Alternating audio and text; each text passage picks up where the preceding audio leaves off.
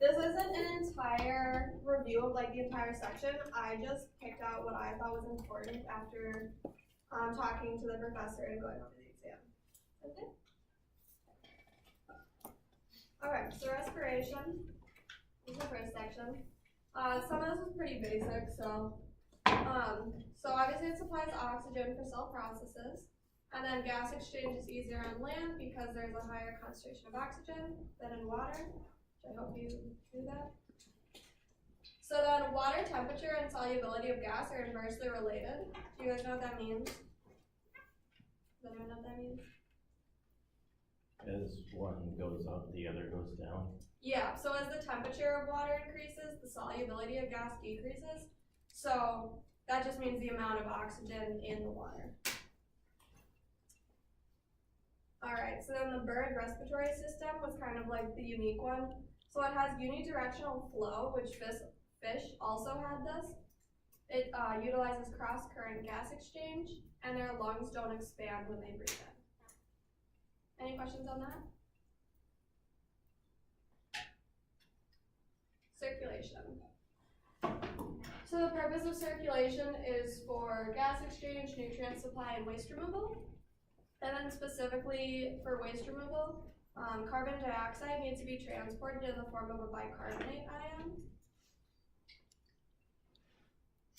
So then the components of the circulatory system would be the muscular pump, like a heart, circulating fluid, which is blood or hemolymph in insects, and series of conduits, which is vessels, like blood vessels.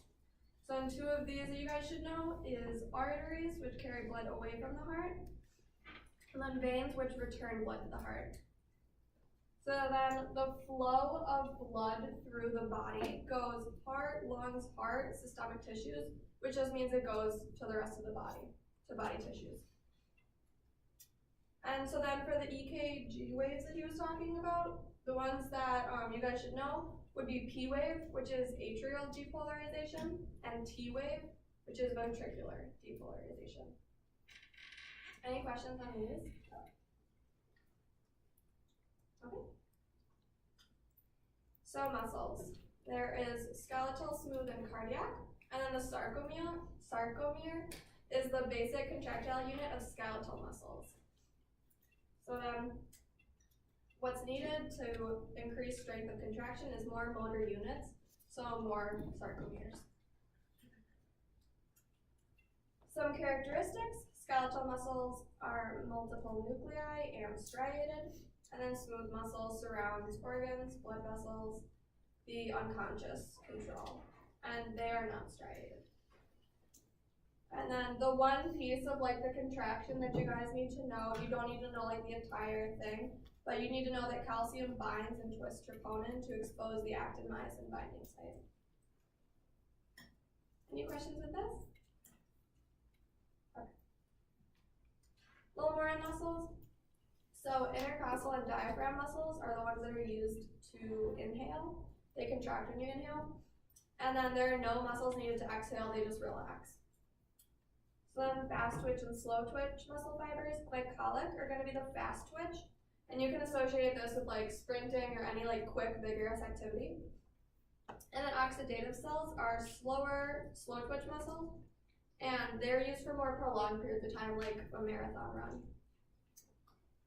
So because muscles need something firm to push or pull against, annelids alternate contracting their longitudinal, which go like the length of their body, and circular, which is like the rings around, to move. That's like the example we want you guys to know. Any questions? Alright, so nervous. So the cerebrum, which is like the more front part of the brain, has increased the most through evolution, and that's in terms of size and complexity. Neurons generate electrochemical signals, which are called action potentials, and this is done due to the cell membrane being polarized, so the inside is more negative than the outside. Glial cells support the functioning of neurons, and then mechanoreceptors sense touch, pressure, stretch, and sound. Chemoreceptors are metabotropic, and they're responsible for smell and taste. The central nervous system is made up of the brain and spinal cord, and the sympathetic nervous system will increase pupil size, bronchial size, increase blood pressure, and heart rate. So then what do you guys think the parasympathetic does?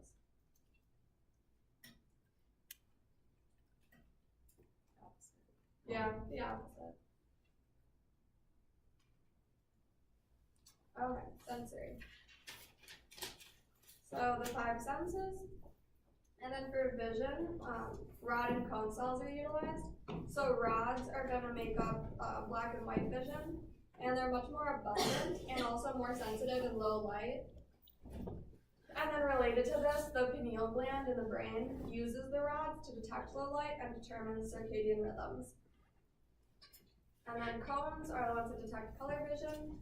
And like the thing that I wanted you guys to remember is the specific pigment, rhodopsin, responds to the different wavelengths, and that's how it's able to detect color. So then hearing, you guys don't need to know like the mechanics of this, but you need to know that air pressure waves hit the middle ear, and then those are then converted to fluid pressure waves. All right, any questions with this? So control, the endocrine and nervous system works closely together. So the different types of hormones are endocrine, which travel in the blood, exocrine, which are excreted into the internal and external environment, which is like pheromones. Paracrine affect only nearby cells, and then autocrine affects only that specific cell. And then the pancreas acts as both an endocrine and an exocrine gland.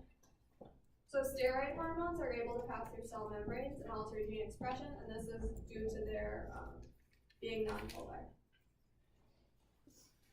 So hormones are often released in antagonistic pairs, which helps with the negative feedback loop. And then the example for this that you wanted to use was insulin and glucagon. And do you guys know what this regulates in the body? Blood sugars. Yeah, blood sugars. Or blood glucose levels. Any questions with this? So then some specific examples you wanted you guys to know for the exam is epinephrine, which is secreted from the adrenal medulla, which sits on top of your kidneys. Prolactin, and like the 3 things it does in the different animals. So it causes milk production in mammals, nest building in birds, and then it stabilizes blood iron levels in fish. So you don't need to know the entire like menstrual cycle that he went through, you just need to know these specific hormones. So estrogen is secreted by ovarian follicles and promotes thickening of the endometrium, which is the inside of the uterus. Luteinizing hormone, or LH, a surge in levels will cause ovulation, and that is a release of the egg from the follicle. ADH, or antidiuretic hormone, causes the uptake of water. So when ADH is inhibited, this causes large amounts of dilute urine. And then ecdysone is in insects, and it's secreted by the prothoracic gland, and this is going to cause molting. Any questions with these? Okay, so excretory. The purpose of the excretory system is to regulate water volume, solute concentration, and control osmosis. So the nephron is the smallest functional unit of the kidney. And then the parts of the nephron from proximal to distal would be Bowman's capsule, loop of Henle, and then the collecting duct. And then freshwater fish gain lots of water, resulting, which is like a result that they have a greater osmolarity in their body than in the water outside. And then marine fish are the exact opposite, where they have to drink a lot of salt water to decrease water loss. Any questions with these? Just some other things was that mammals excrete ammonia as urea, birds excrete it as uric acid, or sometimes urea, but more often uric acid. And then salt glands allow seabirds and turtles to drink ocean water. Any questions with that? Reproductive.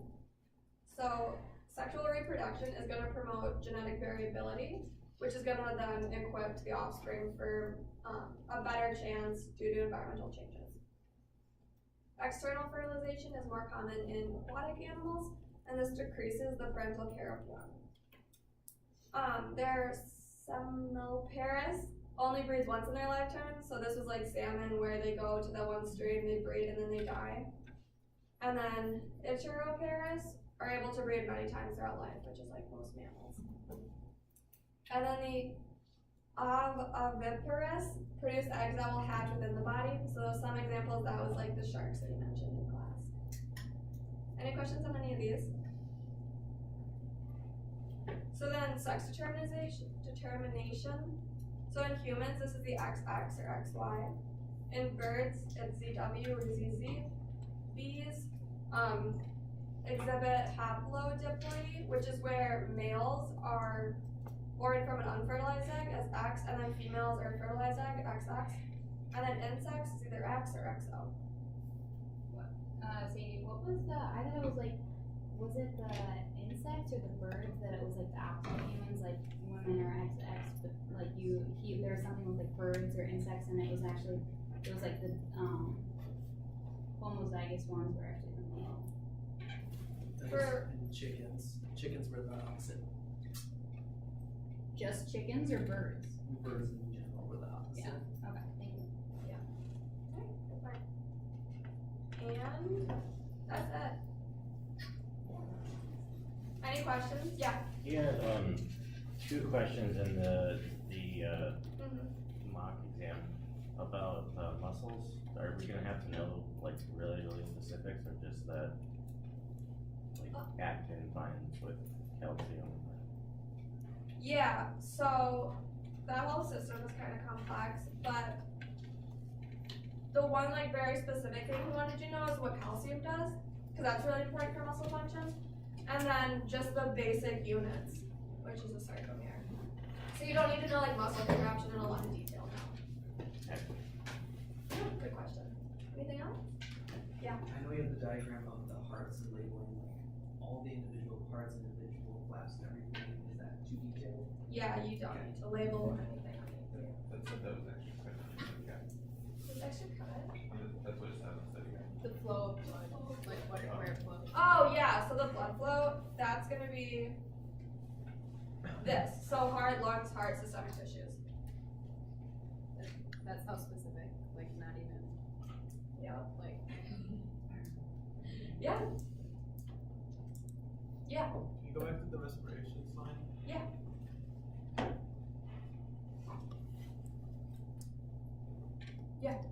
In one of the lectures, he had Fick's law. Are we gonna, is that something that you think we should know? Is what? Fick's law, the physics of diffusion? Oh no. No. You don't, no math. You're good. Yeah. One, could you email me this? Or Yeah, just send an email. I'll put my things on the board again. Is there markers? Well, it's on D2L. Or you can just look up Sadie, I think. But yeah. What things that aren't on here should we study? All of it? You know, whatever you're feeling, yeah, you should study everything. But this is like the most important stuff. But yeah. You don't need to go into anything too detailed. And it's just this, maybe a silly question. It's not an accumulative, like, final. It's just No. stuff from the last test forward. Yeah, thank God, right? Anything else? Okay, if you didn't sign in before, please sign in after. And then yeah, just email me if you want this.